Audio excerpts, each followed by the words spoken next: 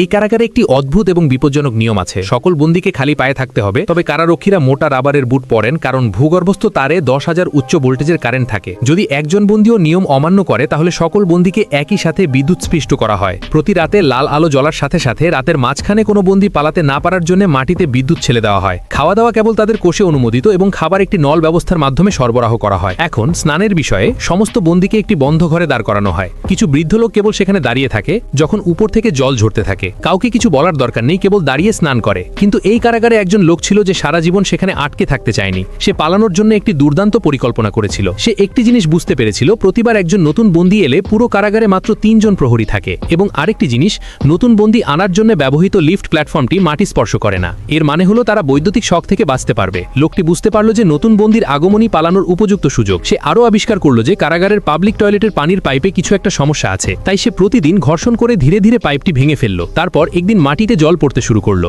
এখন যদি জল মাটিতে থেকে যায় তাহলে বিদ্যুৎ প্রবাহ শর্ট সার্কিট সৃষ্টি করবে। এই পরিকল্পনার জন্য তার একটি ভালো যন্ত্রের প্রয়োজন ছিল।